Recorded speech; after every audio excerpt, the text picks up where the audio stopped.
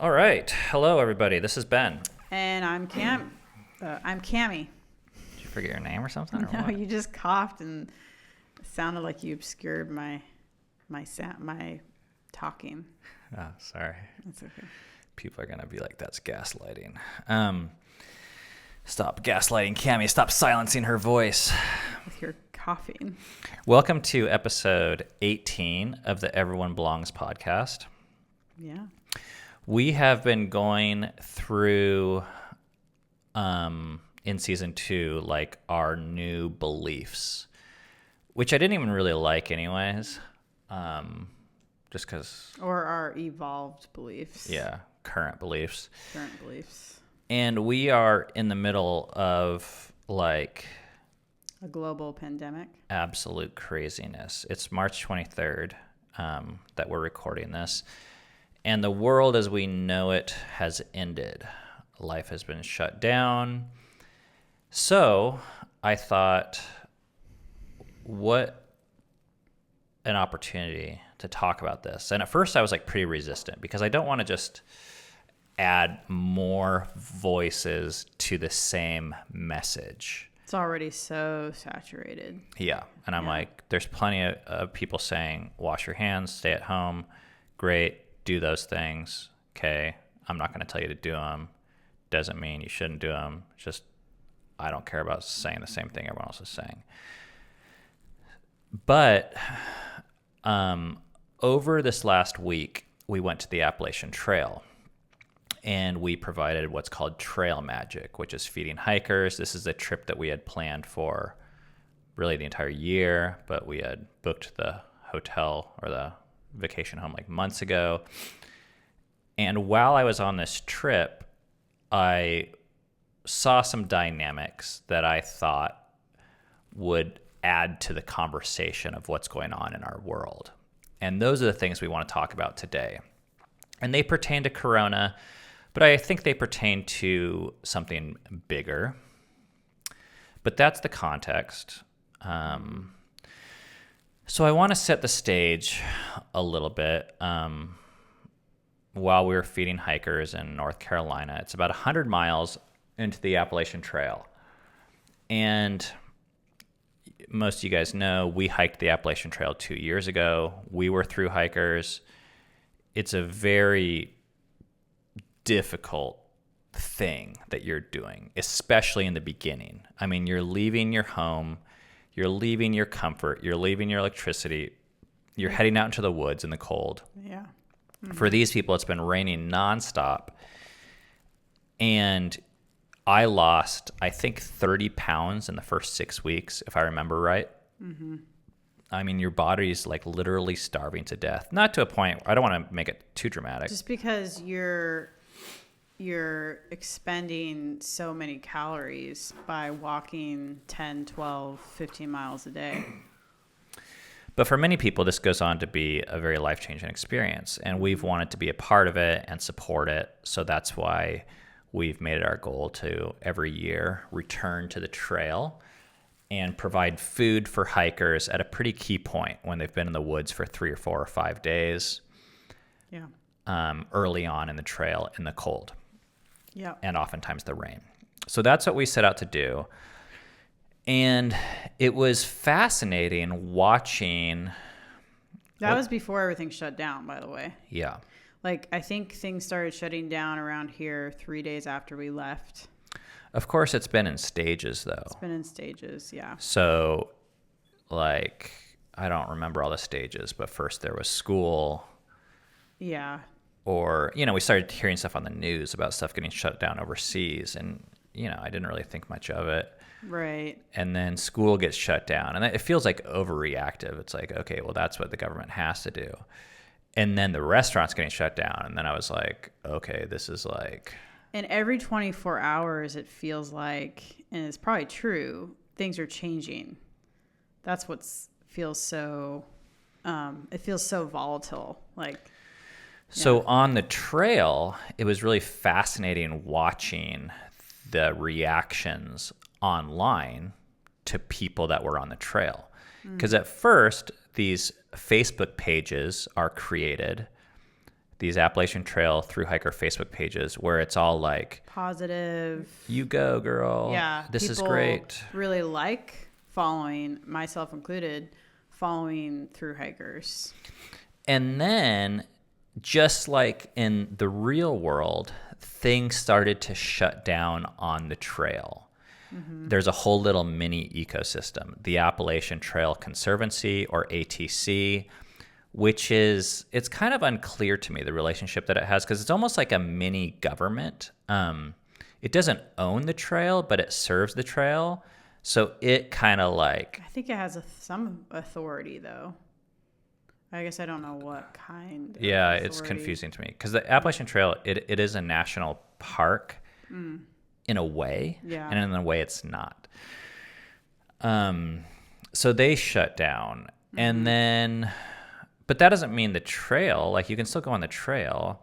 But then while we were actually out there, an email went out, which was their official recommendation that people postpone their thru hike.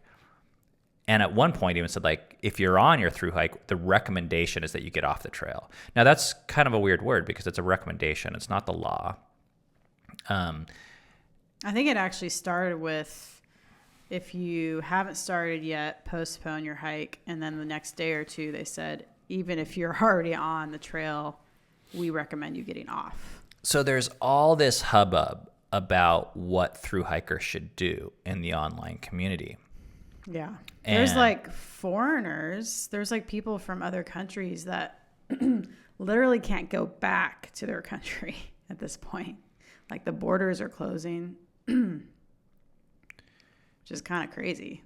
Yeah. So back in the real world, of course, the message that's out there right now is stay home. Well, that's easy if you're home. Already. But what if you're not home and you're on a trail and you've canceled your plans for years to do this? You've sold everything. In some cases, you even sold your home. Right.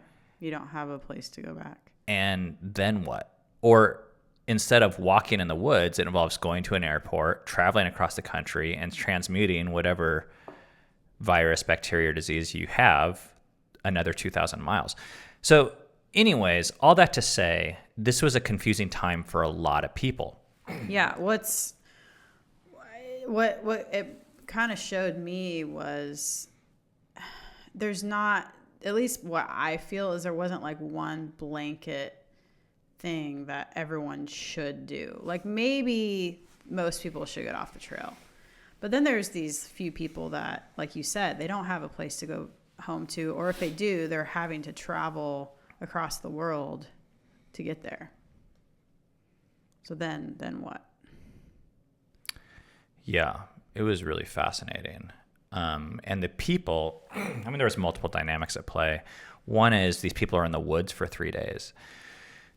And what I observed, which is actually very similar to something we observed while we were on the trail, was that the culture online is so different from the culture that you live in.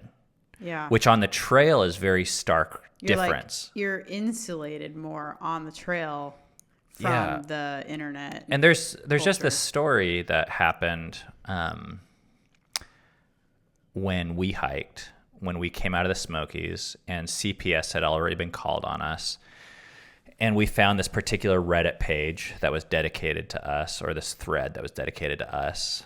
And you say that as if it's a good thing. Oh, dedicated to us. Yeah. Dedicated to hating us. To hating us. And it was just absolutely, I mean, I read it thinking, okay, I need to know what's being said about me right now. Mm-hmm. And maybe I can change some of these people's minds, or at least defend myself or be aware. Yeah. Anyways, that night that we read these threads, it was the closest we came to quitting the trail. Yeah. Because these people were making threats to call CPS. They were saying we were worthless and pieces of shit and narcissistic and a million things. And they weren't just saying bad things about us. They were actually making fun of us too. Like they were painting us. We were like caricatures to them. We weren't real people. We were like their entertainment of critique. And we made a kind of a vow that night. Vow sounds really heavy duty, but whatever. We decided we can't handle reading these threads anymore. Yeah. So we stopped. Yeah. And then we lifted our heads up. We walked into Hot Springs, North Carolina, and there was these hikers that were just like, we walked into this house where they gave us this free food and juice boxes for our kids. Then we walked over to the bar on the river, and we were like a hero there. Like all the other hikers like were looking at us, and they had heard of us coming through the Smokies, and they respected us. And our server was like, oh, are you guys the family? And then someone offered to buy our meal. And it was so different what we experienced in real life than what we experienced online. And if we were focused on what was happening online, we would have ended our trip right then and there.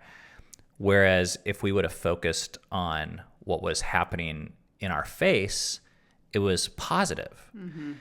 Now, I don't think it's an exact correlation to what's going on with Corona, because a lot of people are going to say, well, global awareness is super important in this time. And I actually don't disagree with that. But I think in a way it's maybe gone a little too far, or at least it can go too far, which is when your global awareness, when you have so much information about what's happening globally, that it causes you to ignore the data and the relationships in your life that are local, there's something is out of whack. Well, we're in real uncharted territory with how much information we're bombarded with just in general. Like we've already been doing this for 15 years with this much information at the tip of our fingers. But now we have a global pandemic. And so like, that almost like it can become a weapon. It can become a weapon of just destruction to yourself. Like you can become, I think way more panicky than if you had way less information. Like I kind of feel like there's just enough, you need information, right? But I just think that we're overloaded so much, and I can see it happening with myself. Okay, yeah, because you're saying you, but this has been a fucking crazy week for you for the last 2 weeks. Yeah, but I don't think I assume this is happening to millions of Sure, people. but tell your story. Like, what has it been like for you? Well, it's been up and down. Right before we left for the trip, I found myself spiraling down of needing to check coronavirus news. Like that's a literal thing. Probably most people know that, and like 3 times, 4 times, 5 times a day just to see, is there anything new? Is there anything new? And there's always something new, right? This news is literally getting news from all over the world. So it's telling you stats per hour, just the different climate change, not literally, but figuratively with the coronavirus. And I just realized, I got to a point where I realized this is not good for my mental health. Like I'm starting to I'm not here anymore. Like I'm somewhere else, like being super anxious with my thoughts. So I scaled back. I decided, okay, and actually going on this trip helped me with that because I was focusing on something else. Because at the end of the day, the only things that seem like they're important to know are 1, wash your hands. 2, stay at home. Stay at home. Limit your contact. 3, this thing's coming to get you, or whatever. I don't even know if it's important to know that one. But at the end of the day, no one's immune. All the news seems to fit into those 3 categories. You're just saying it different ways a bunch of different times. Wash your hands, stay at home, it's coming to get you. Wash your hands, stay at home, it's coming to get you. Wash your hands, stay at home, it's coming to get you. Yeah. So you can listen to it 1 time or 1,000 times, but it's not changing your actions. The only thing that's changing is your attitude. And it's weird. Like I really do feel like this was a compulsion for me. Like I couldn't help it in the sense of like, unless I did something drastic, like, took away my phone for the day or whatever, I was compulsively every hour, like looking at it. And I know we do that anyways, but now more than ever, we're justified in doing it. We're like, oh, well, in my mind, I'm like, well, I need to do this. Like, this is serious. And it is serious, but. Because people say if you don't, or that they've, at least the justification they use is if you're not checking it habitually, you're not going to be ready. Then you don't care, or you're not taking it seriously.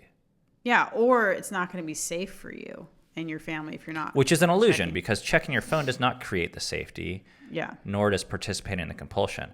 So I want to read a couple like quotes or threads from this particular Facebook page, just because it gives a snapshot of where I want. Is this the AT yes. stuff? This is from the AT page. Okay. So this person named Jason writes out this post stating his kind of like case. It says, person 1 disregards all of the pleas and continues through hike. Person 1 catches the virus during a town visit. Person 1 goes into 3 towns afterwards to resupply and gives the virus to 3 old ladies at the town stores who are buying essentials. They all die. This is not hiking your own hike. Hiking your own hike stops when it has the ability to affect others, period. That's his whole thing. So what's hard to me about this is like, this could happen. Well, first of all, he is already assigning a motive that someone who keeps on hiking is completely disregarding everything. Are they? Like, they're disregarding. Disregarding is like a loaded word. Like, maybe they are seriously weighing their, whether or not they should every day. Maybe it's weighing on them. But they're not coming to the same conclusion. Yeah. Right? But I don't Which is think different from disregarding. That's not disregarding. Yes. No, I'm agreeing with you. Yeah. I'm just saying, just because someone arrives at a different conclusion does not mean they're disregarding. Yeah. I don't think so. But I am agreeing with you. That he's taking it one step further and saying, assigning. First of all, he's painting worst case scenario picture for one person at least, which is, you personally are responsible for 3 people dying. Which that's possible, and I'm sure that's happened all over the world now. But this is kind of a warning or a red flag for me. Anytime I, for the sake of an argument, paint a worst case scenario using someone else's actions, there's a good chance that I care more about winning an argument than I do actually about loving or protecting humanity. I don't want to make a blanket statement, but I'm just saying anytime, in our marriage, we have plenty of arguments. Yeah. And there's a lot of times when I'm like, you could, ruin light the house on fire, which is, I'm right. That could happen. But I'm also manipulatively trying to win my point. More so than I'm actually... Or just get me to stop doing... Yes. Whatever A is. Yeah. Okay, so I want to read the next the next post. This person named Oliver wrote this post that says, the federal government has recommended against all unnecessary travel. The ATC has requested an end to all through hikes on the AT. Yet, I notice that certain people ignore these requests and hike anyway. Question for those who ignore these officials. Why do you feel that these notices don't apply to you? ? And this is the first response by a guy named Jeff. I can answer that because they're assholes. Nice, Jeff. Well, is that true? How are we supposed to know if they're assholes or not? Okay. Well, the way we know it's true is the entire post, they're kind of making this case, right? Yeah. The federal government has said this. The ATC has requested it. People ignore it. So the assumption is the federal government and the ATC and the CDC and all the other CDCs have humanity's best interests in mind. And if they do, and if you ignore that, how could you not be an asshole? I'm obviously playing devil's advocate here. Yeah. But that's the Yeah. mindset that leads to that conclusion. You can see it baked into the question. Yeah. Which this okay, so this is the topic of the podcast. This is like the whole thing that I want to talk about, which is the disease or the virus is dangerous. The coronavirus kills people. That's a fact. We know that. It's very simple right now. It's very prominent. It's in our face. I have the feeling that in months and years, it actually, like, no one will care. I mean, I honestly believe that, at least to the degree we care now. The way we care now. Yeah. But it's... Because that's just been history. That's the pattern. That's the pattern. People will forget about it someday. Mm-hmm. But this type of kind of reduction of character and othering, and by othering, I mean you're saying, because what they're basically saying is, I follow the government, I'm not an asshole. Which, by the way, is really easy to do when you're not face to face with a person who is the quote unquote asshole. Absolutely. Like, it's so easy to do this kind of stuff behind your screen. But this type of separation, this type of, I will also call it oppression. I mean, and they might say, well, if you're hiking the AT, you're oppressing people. And I'm not going to make a strong case and disagree with that. You know, I say, yeah, there's a certain risk with that. But there is a known risk. I heard it was Nietzsche that said this, but I had looked it up at one point, and I don't think it was him, who said, be careful when you fight a dragon, lest you become the dragon. Yeah. Yeah, I know that one. Well, I know, but I'm not talking to you. I was talking to people, and you just interrupted it. I just thought it'd be cool if we both ended it. All right, well, let's do it then. Okay. Be careful when you fight a dragon, lest you become a dragon. Yeah. So in other words, the thing that the death and the separation, the breach in relationship that you claim to care so much about, you're actually perpetuating a whole new kind of death and separation in the course of... Well, and this feels harmless because it's just words on a screen, but these are the types of words on a screen that have literally justified people to kill other people. Yeah, it's a very similar mindset. Yeah. And it starts off with othering. Tim Keller, he had these 4 stages of oppression, I think is what it was called, that he mentioned in his talk at Google. And the first one was, I think it was separation. Like, this person's not me, this is someone else. Yes, this person, I am me, and this person is something else different than me. And then it was caricaturization. So you caricaturize them, like, you know how like Jews are drawn with a big nose, and I don't know, black people are drawn with big lips, and Asians are drawn with squinty eyes, or whatever it would be. But you're basically saying this person is this one trait. Yeah. So caricaturization, and then and then the final one was oppression, like just flat out oppression. And there was a fourth one, I don't remember what it was. Persecution? Maybe. But the point is, it doesn't start with oppression. It all starts, it starts pretty benign. Yes, it's a track. It starts with saying, you and I are different types of people. I care about people and you don't. I care about humanity and you care about yourself. Which, like, talking to these people that were on the AT, and I mean, I put myself in their shoes. I was like, if I had planned this much, like, I'd probably keep on going. Or at the very least, it'd be a really hard decision. Oh man, no kidding. You're an asshole.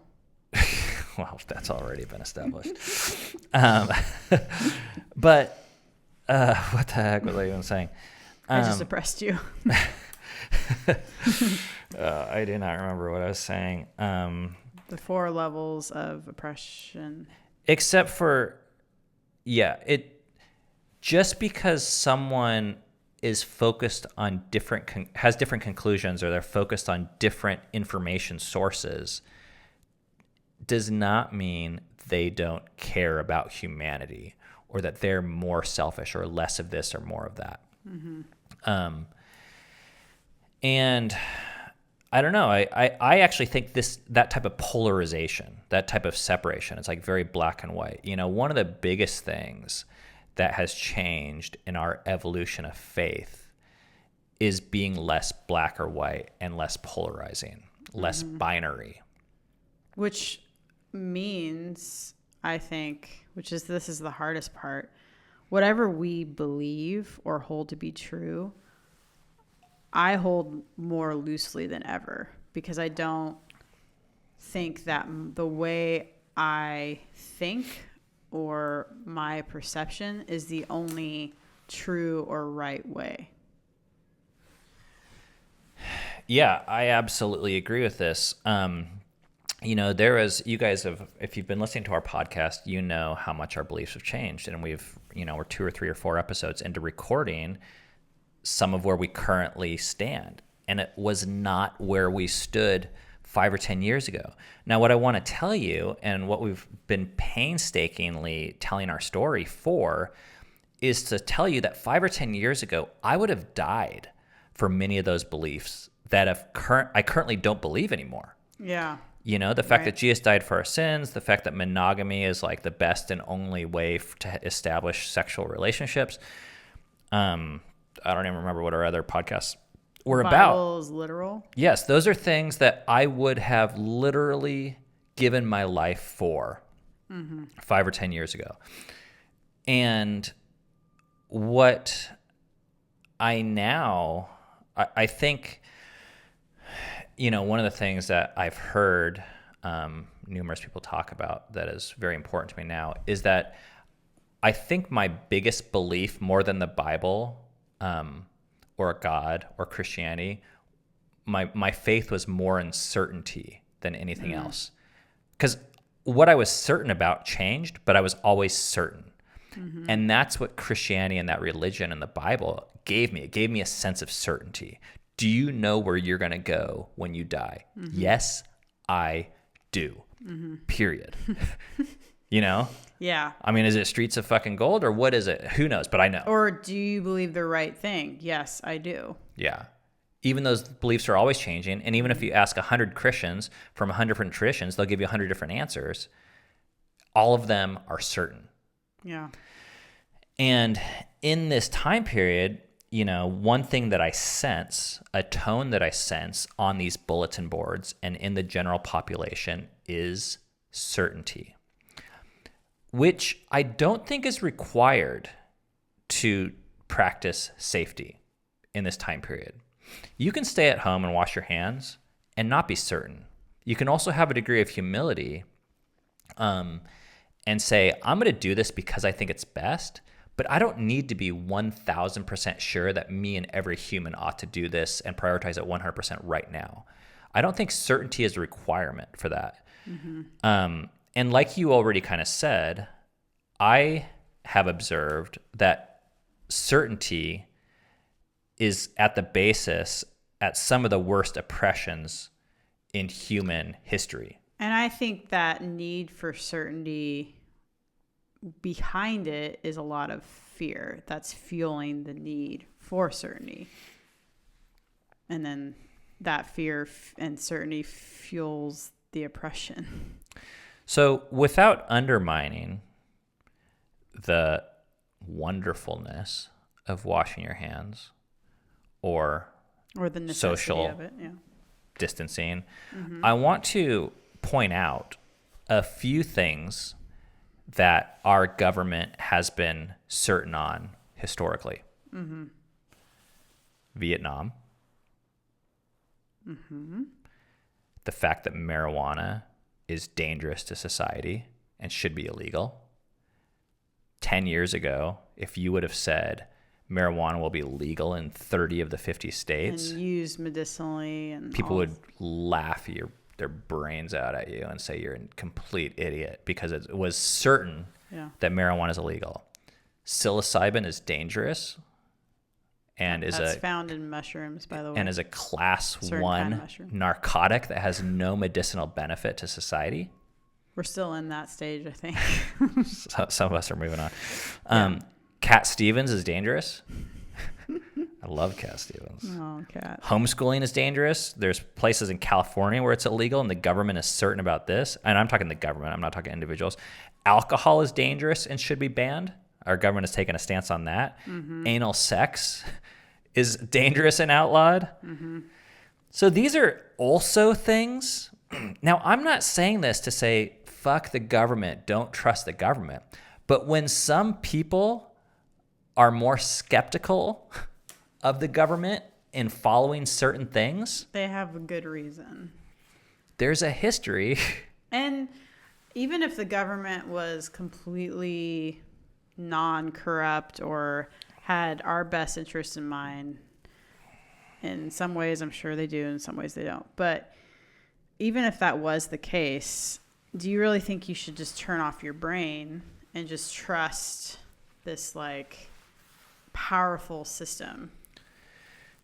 Now, a lot of people are going to say, well, this is different. This is international. This isn't just the U.S. government. This is the medical community as well and the CDC. And I would just say, and I'm not doing this to be divisive. I really just want to show that there's other points of view out there. Whether or not you have them, to just respect that they exist, I think will take us to steps where we can converse with people who hold a different opinion than ours instead of oppress or distance ourselves. Yeah. Well, I think a lot of people there's a lot of different experiences, right? Like there's people who have really bad experiences with the government. There's people who have really bad experiences with cops. There's people who have really bad experiences with the medical system. I'm fortunate enough to say I haven't had those experiences. I have had really bad experiences with the church system, but I haven't, so I can kind of like relate in that way.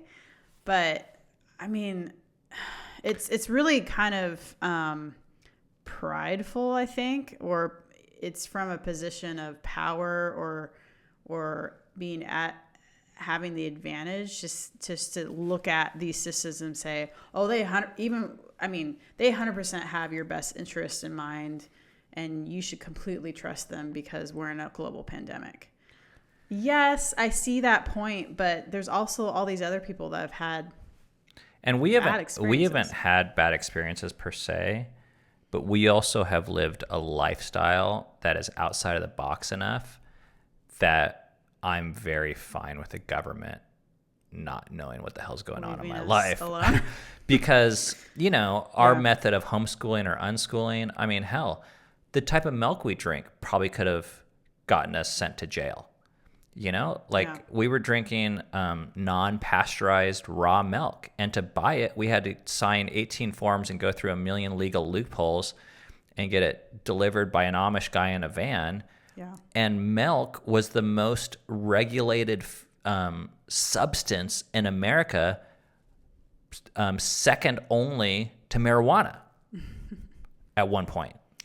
Yeah. So, and this is the government and the health authorities telling me that this thing that is one of the most natural products on the planet is bad for me and dangerous for society. And that's why we need to regulate it so heavily.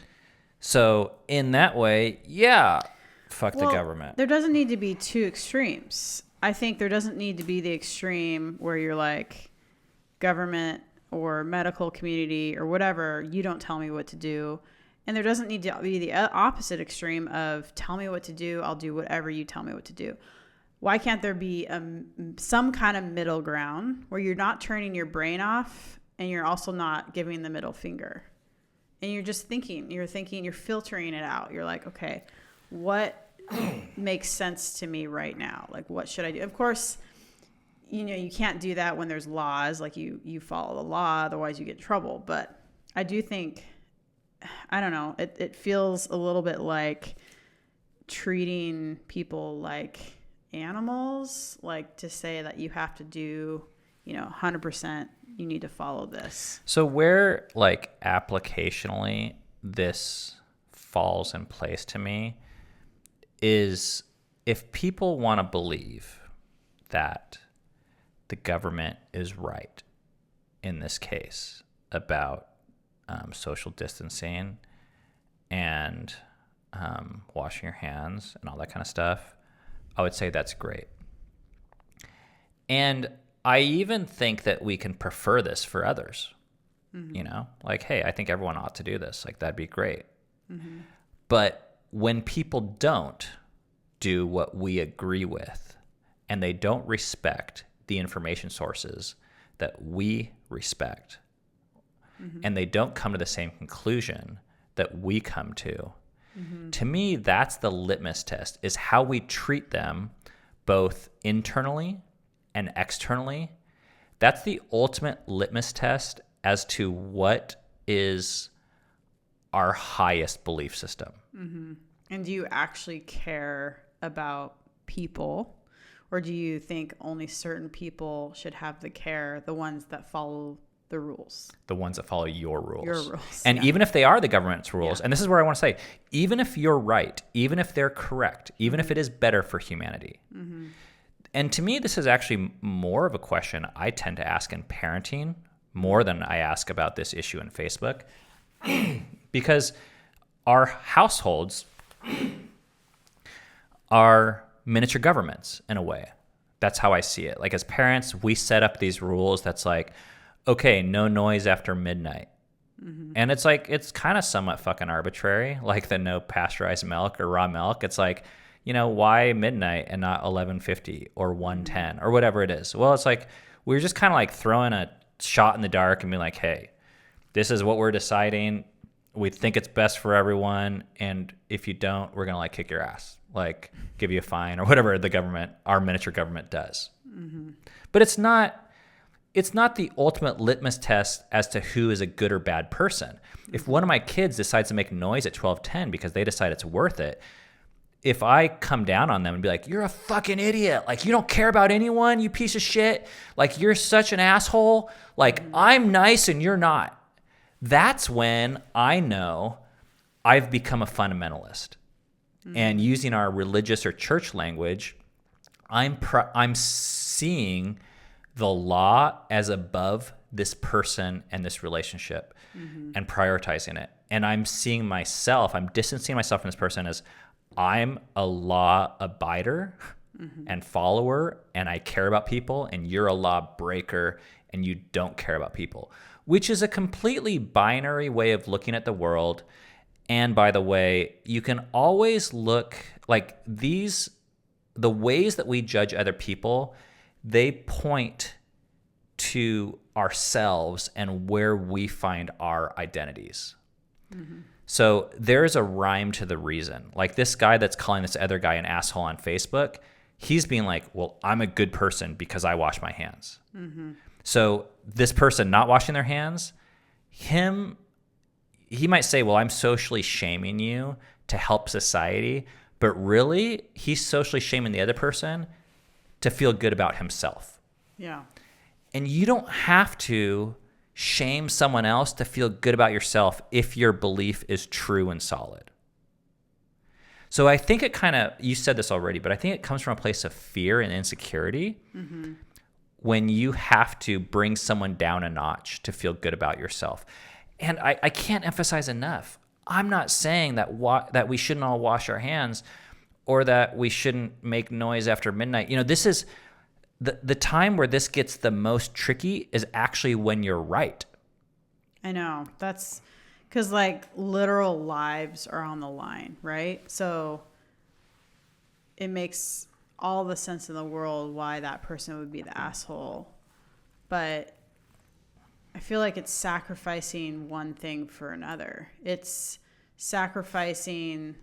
you're either sacrificing people dying, literal deaths, or you're sacrificing you, or possibly, or you're sacrificing how you look at this person and you're dehumanizing them.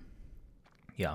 Which I think is a big deal. I think because that's so abstract, people think it's not a big deal because that person's not literally dying.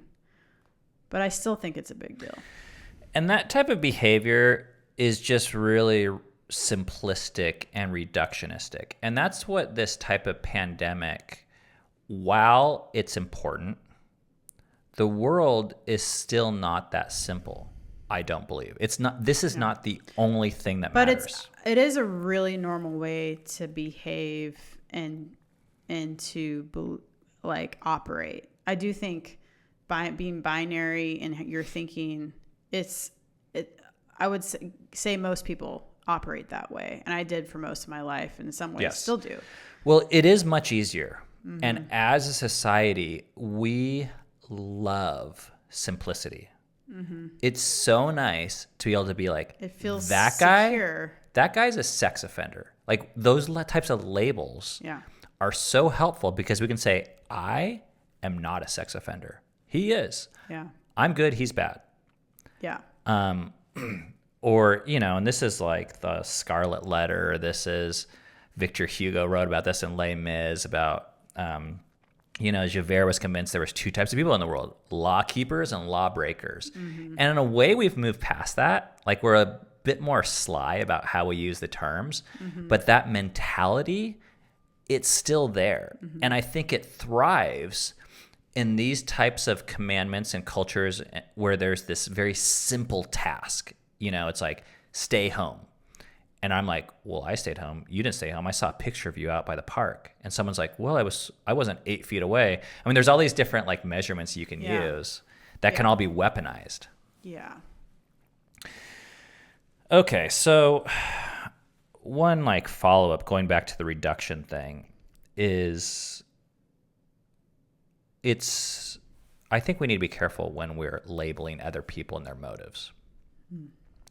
And at home, I notice one of the easiest ways to do this is with our teenagers.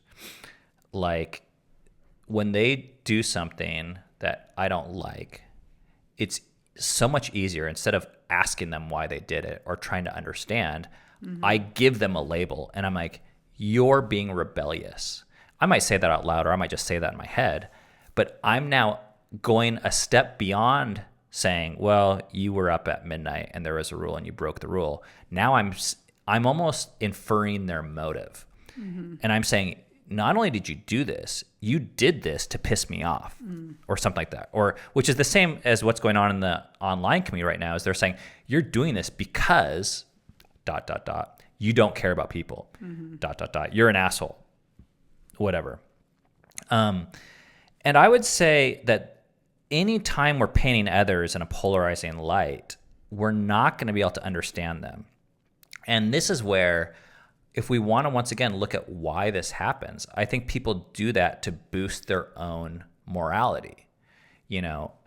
Teenager, you're rebellious. I'm not. I submit to authority and I'm super agreeable and easy to get along with. It's like, what? Like, seriously? So even if I'm correct about my teenager not staying up past midnight, I'm wondering what's the worst crime? Them staying up past midnight and making noise, or me reducing this complex human to a singular trait so that they're easier for me to mentally handle and so I can feel good about myself as a parent. Yeah. You still with me here? I'm with you. You look like you got tired. No, I'm with you. All right. Well, maybe we'll kind of land the plane here. But I think this happens everywhere, I mean, some of the reduction to singular traits that I've heard in my lifetime are homeless people are lazy, non-Christians are stupid, people who believe in evolution are dumb, Republicans are this, Democrats are that. This is a systemic global thing that happens. So, It starts with separating yourself. Like there's you and then there's the other. Yeah. And in this time period, like one other example I want to provide is, people that are practicing social distancing correctly and washing their hands or following whatever said laws are. It's so easy to say, like, I care about people. But we all have our moments where we give our middle finger to the government and be like, because what people are saying, the case that's made is like, oh, if you hike the Appalachian Trail or if you're not social distancing, then all you're thinking about is yourself. Okay. Mm-hmm. Well, what about this? What about people that tailgate on the freeway? That pisses me off. When people tailgate, that pisses me off too. I think all you care about is yourself. You're a piece of shit. But then when it comes to the speed limit, I think that's a huge gray area. Mm-hmm. Now, there's a certain line where if someone is going like 25 over, then I'm like, you just think about yourself. But I'm fine with 10 over. But there's some people that think that anyone that goes 10 over, they're all just thinking about themselves. Mm-hmm. Or blinkers. I hate it when people don't use their blinkers. But there's stop signs around here I treat as yield signs. So it's all like, I don't know anyone that stands behind every single law the government makes. And I know they're going to say this is degrees different, but the mindset is the same. So I want to end with a true story. And that is, this is something you and I were talking about. I got this message while we were on the Appalachian Trail, and it was from a friend of ours. And man, I'm really struggling. I don't think I'm going to use their real name because I don't think they'd mind. This guy's name is Harvey Lewis, and he is a ultra athlete that is like one of the top 10 speed record holders of the Appalachian Trail, and he's an ultra marathoner, and he's a friend of our family's. And he sent me this message that I'm not going to read because it's private, but it starts off by saying, I say this as a friend and someone who cares about your family. And then he goes on to say that he feels like as public role models, we have a responsibility to portray and encourage social distancing, which the implication was when we were doing the Appalachian Trail magic, he was saying that we weren't doing that. Mm-hmm.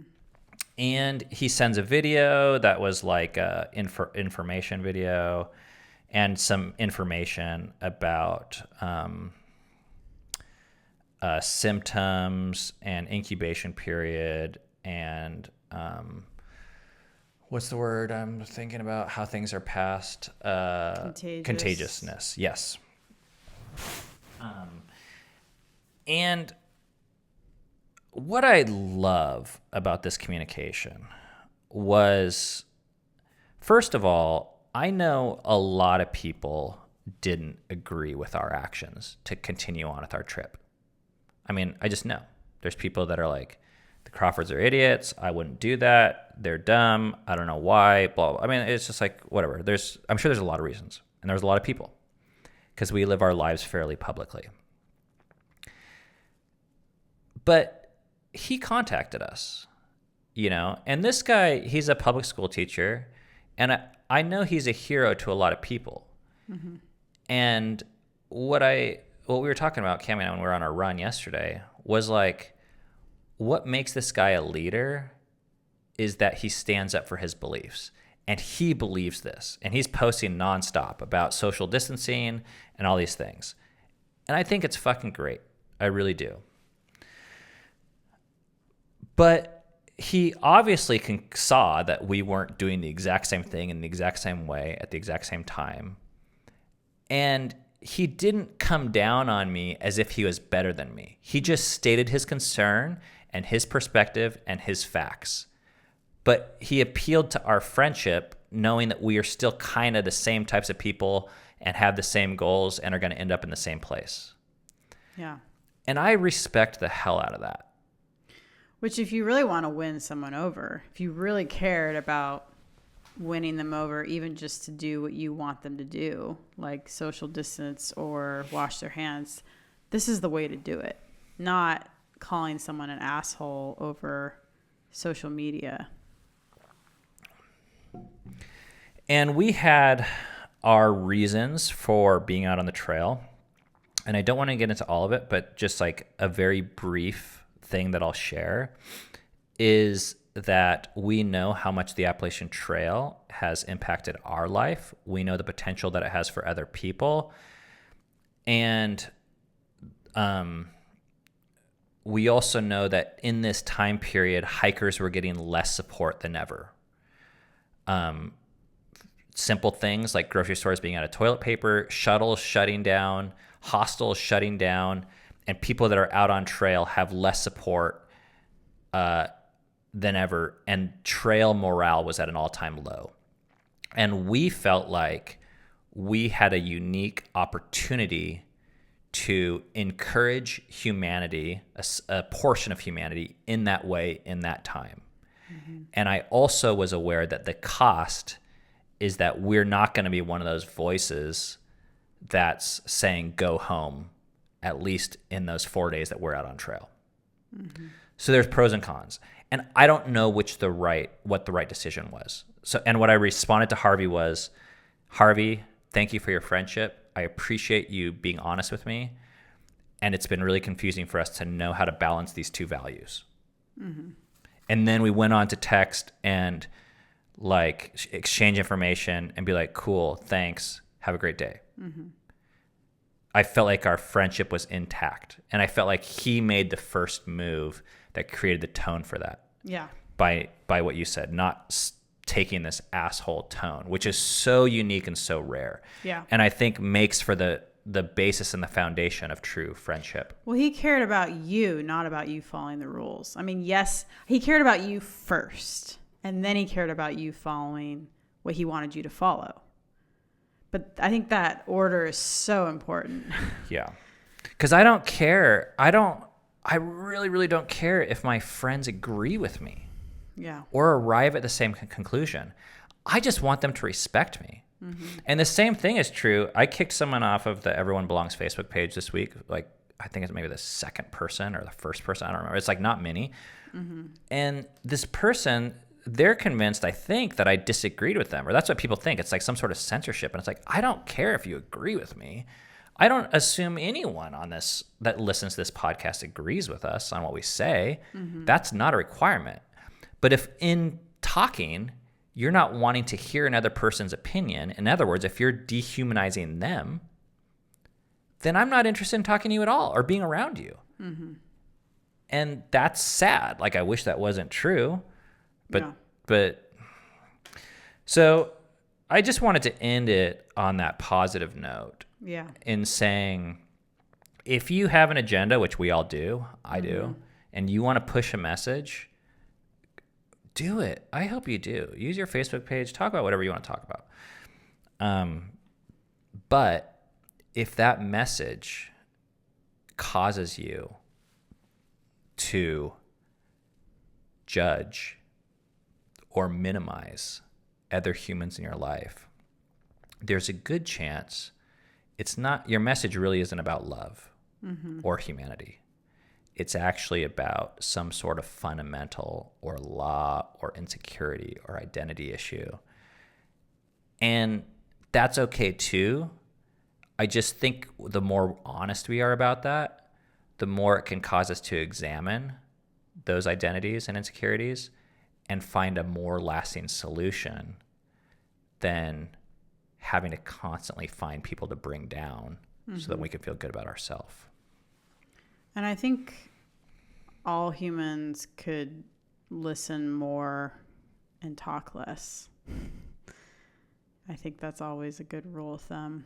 Like, try to listen, especially the people that you disagree with, to listen to them more than you want to talk. Man, I know I feel like I'm in the Peter Rollins fan club because I mention him every podcast, but he's doing that exercise of like atheism for Lent. And part of this exercise for Christians is during Lent is to be able to ask questions of atheists just so you can understand. I mean, when I was a Christian, practicing Christian, if I was listening to an atheist, the only way I listened was so that I could create a counter argument that beat theirs and convince them of something at the end. I was not actually able to listen. Yeah.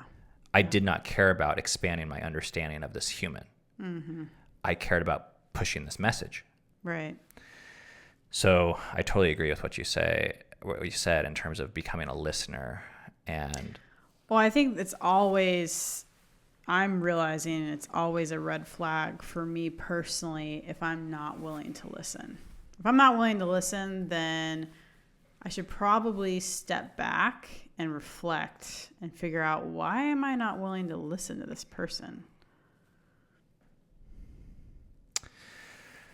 Oh, well, Corona 19, 2021. But what? 2020. Whatever year we are. Can't keep track That's of a all lot these. of numbers. Can't keep track of. Stop oppressing me. Isn't it COVID-19? Oh. 2020. Something. Oh, fuck. It's cool. Ugh. Hopefully it won't go into 2021. God help us.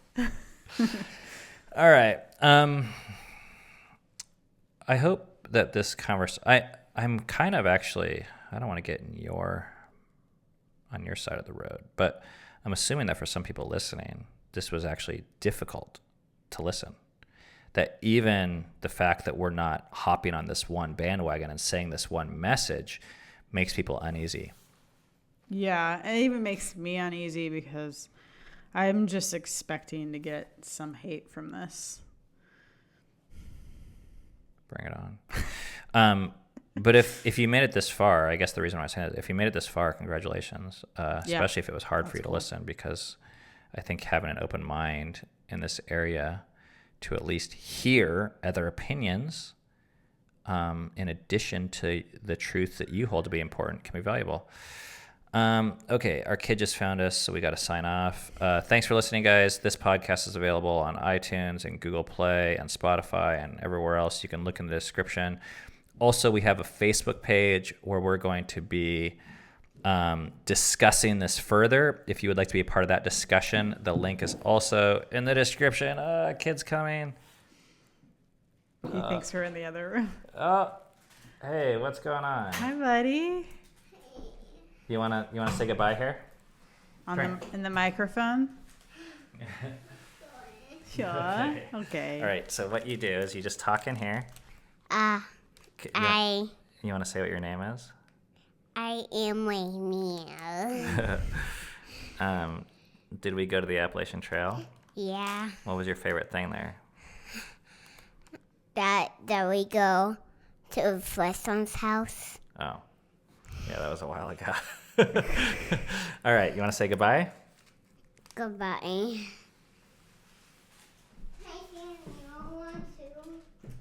Mama.